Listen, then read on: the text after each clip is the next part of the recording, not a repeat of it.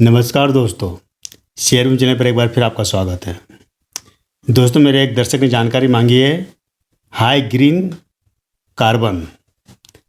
इस कंपनी की जानकारी मांगी कि कंपनी में क्या करना चाहिए इन्वेस्टमेंट। इन्होंने आईपीओ में पैसा लगाया था और आईपीओ से इनको शेयर मिले हुए हैं। उस समय काफ़ी सस्ते मिले थे और अब इसकी प्राइस अच्छी है, तो ये जानना चाहते हैं कि इसके अंदर बने रहे या निकल जाएं।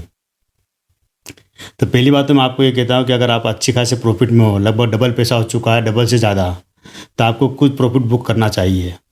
चाहे आपने आईपीओ में शेयर लिया हो, चाहे आपने ओपन मार्केट से लिया हो।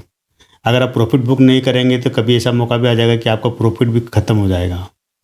हालांकि केवल इस कंपनी की बात नहीं कर रहा, सारी कंपनी में यही होता है कि आपको जब भी प्रॉफिट अच्छा मिले आप प्रॉफिट बुक कर लिया करें।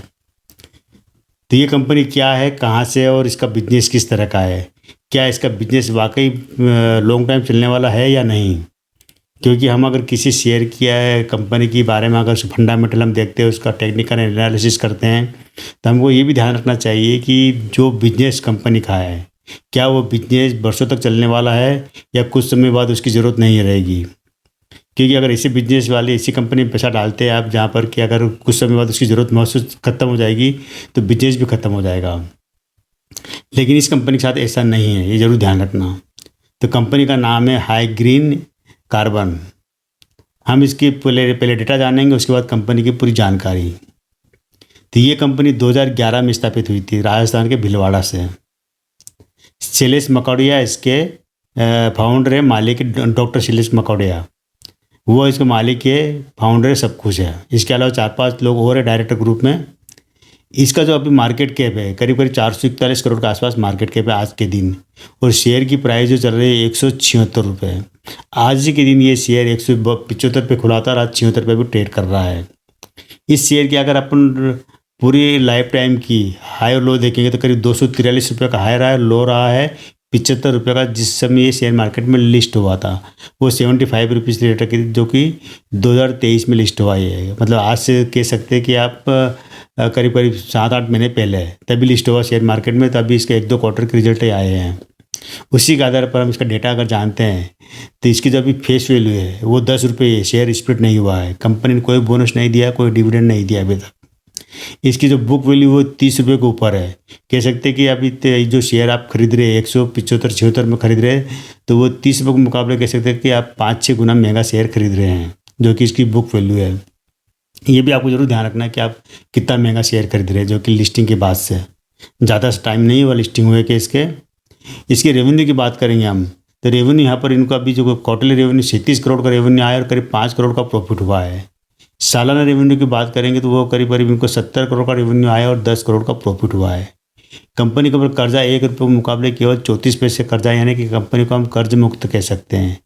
लेकिन कंपनी का जो ईपीएस है बहुत कम है, 4.5 का है। आरओई ज़रूर इसका 13 रुपये का है, तो वो ज़रूर ठीक है। इसके अगर हम बात करेंगे पूरे जब से 2011 से लेकर जब स्थापित तब से लेकर अब तक, तो इसको ज़्यादा टाइम नहीं हुआ है। करीब मान सकते हैं कि 12-13 साल हुए। 13 साल में कंपनी ने ज़बरदस्त तरक्की की और ज़बरदस्त आगे बढ़ी है। और इसी कारण कह सकते हैं इसका फ्यूचर ब्राइट है ऐसी कंपनियों का, जो कि ग्रीन के रूप में जुड़ा जाता है। जिसका अभी आपको पता चल जाएगा इसके अंदर ये कंपनी क्या करती, किस तरह काम करती है, क्यों इसकी ज़रूरत कभी ख़त्म नहीं होगी। और कैसे ज़रूरत ख़त्म तो छोड़ो, अभी तो ये चल रहा है कि सरकार ऐसी चीज़ों को प्रमोट कर रही है। ऐसी कंपनियों की और ज़रूरत ज़्यादा है हमारे देश में नहीं बल्कि दुनिया भर में ज़रूरत ज़्यादा है कि इस तरह कंपनी सामने आए और ऐसे काम करे जिससे कि दुनिया भर में जो वातावरण में जो प्रदूषण फैला रहे हैं उनको ख़त्म करे। वो काम ये कंपनी करती है। यहाँ पर इसके जो प्रमोटर का होल्डिंग अच्छी है, करीब 73% होल्डिंग है और प्रमोटर ने एक भी शेयर गिरवी रखा हुआ नहीं है। तो कंपनी और कर्ज मुक्त है, सब कुछ है, लेकिन कंपनी के ऊपर देनदारियाँ जरूर है।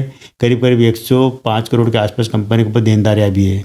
रिजर्व इनके पास 51 करोड़ का रिजर्व है और जो शेयर पूंजी इनके पास है वो करीब 25 करोड़ की। तो ये जरूर ध्यान रखना है कि इनके पास देनदारियाँ 105 करोड़ की देनदारियाँ है। देनदारियाँ में सारा पैसा आता है, जो लोगों ने लगाया वो भी आता है, जो मालिक ने खुद लगाया वो पैसा देनदारियों में आता है, तो 105 करोड़ के आसपास है। उस हिसाब से देखा जाए तो कंपनी का भी जो वैल्यू है पूरी जो इसका जो मार्केट कैप 441 करोड़ के हिसाब से कंपनी ने तरक्की की है अपने, मतलब जब से स्थापित तब से अब तक। अब हम आते हैं कंपनी की कहानी, कंपनी करती क्या है, ये जानना बहुत ज़रूरी है, आपके लिए जानना ज़रूरी है। जब भी आप शेयर खरीद रहे हो तो आप कंपनी की जानकारी ज़रूर निकालें, कंपनी क्या काम करती है। तो ये कंपनी करती है कि जो टायर ट्यूब वगैरह पुराने हो जाते हैं, जो ट्रकों से, ट्रैक्टर से, ट्रक से, बस से, कारों के, साइकिल, मोटरसाइकिल, जितने भी जो टायर होते हैं जो कचरा बन जाते हैं, तो क्या होता है कि इनका ये वापस पीस के दोबारा कार्बन वगैरह इसके अंदर से जो भी तत्व निकलते हैं उनको, जो स्टील निकलता है, कार्बन निकलता है और भी कई तरह के जो ऑयल वगैरह निकलते हैं, उसका वो काम करती कंपनी। क्या होता है कि जो टायर ऐसी चीज़ है कि जो रबर से इनसे बनता है, रबर और कार्बन से बनते हैं, लेकिन ये जब ख़राब होने के बाद अगर इसको धरती पर फेंक देते तो ये सालों साल तक वैसे ही पड़े रहते हैं, इसका क्षरण नहीं होता। मतलब क्या होता है कि भूमि क्या करती है कि हमारी जो मिट्टी है, मिट्टी में कई तत्व ऐसे होते हैं कि जो कि हम कचरा फेंकते हैं, उस कचरे को वो गला देती है और उसको वापस अपनी मिट्टी में एब्जॉर्ब कर लेती है उसको। लेकिन कुछ पदार्थ ऐसे होते हैं कि वहाँ पर मिट्टी को या धरती कुछ भी नहीं कर पाते, उसमें टायर भी आते हैं, प्लास्टिक भी आता है, रबर भी आता है और जितने आप पॉलीथीन वगैरह फेंकते हो ये भी आते हैं इनको। और जो ई वेस्ट है जो होता है, जो कंप्यूटर वगैरह बॉडी वगैरह कचरा होता है वो भी आता है। तो वो क्या कि धरती में अगर पड़े पड़े क्या प्रदूषण फैलाते हैं और धरती की उपजाऊ भी खत्म करते हैं और तमाम तरह गंदगी बीमारियाँ फैलाते हैं। तो ऐसे टायरों की मात्रा बहुत ज़्यादा निकलती है हमारे देश में। जितना भी मोटर व्हीकल बढ़ते जा रहा है, टायरों जो स्क्रैप के रूप में टायर बहुत ज़्यादा निकलते थे। इसे टायरों को क्या करती है कंपनी, वापस उसको बारीक टुकड़े टुकड़े करके पीस के बिल्कुल महीन कार्बन के रूप में बनाती है। एक बार बता दूं, जो टायर बनता है, जब टायर बनने की जो प्रोसेस होती है तो रबर से तो उसके अंदर कार्बन मिलाया जाता है, उस कार्बन से ही मतलब टायर बनता है और मजबूत होता है। तो ये क्या करती है, वापस जो टायर ख़राब हो चुका, फट चुका, टूट चुका, उस टायर को वापस पीस कर वापस उसके अंदर से रबर अलग निकालेंगे, कार्बन अलग निकालेंगे और जो भी अलग अलग तत्व है वो अलग निकालते हैं। और उनको करते क्या, आप ये भी देखो कि अगर कंपनी ये सब निकालती है, उसको वापस कार्बन अलग करती है, रबर अलग करती है, लोहा अलग करती है, स्टील अलग करती है, उसके अंदर जो पीवीसी जो भी लगता है वो अलग करती है, तो उसका करेगी क्या, ये भी जरूर हमको पता होना चाहिए कि कंपनियाँ कर तो रहे काम अच्छा, लेकिन उसका किनको देगी वो ये बना के सब चीज़। तो ये जो कार्बन वगैरह निकलता है, इसके क्या होता है कि वापस वहाँ जाता है, उन कंपनियों को जाता है जो टायर बनाती है, वापस उस कंपनी में जाता है, उस टायर से उस कार्बन को वापस टायर बनाने के रूप में नए टायर बनाने में काम में ले लेते हैं। इसके अलावा जितने भी तरह के जो आप जो देखते हैं कि जो पेंट होते हैं, जो कोटिंग वाले पेंट में इसका कार्बन का उपयोग होता है। इसके अलावा जो नॉर्मल जो कलर वगैरह तो उसमें उपयोग होता है। इसके अलावा देखा जाए तो जो अखबार प्रिंटिंग में जो स्याही का उपयोग करते हैं, इंक का, वो वहाँ पर इसका उपयोग होता है। आप जो घर में प्रिंटर यूज़ करते हैं, जो जिसके अंदर मतलब कह सकते हैं एक जो टोनर लगता है, टोनर जो प्रिंटिंग मशीनों में, वो टोनर ये कार्बन ही होता है, जो बारीक पिसा हुआ कार्बन होता है वो टोनर होता है।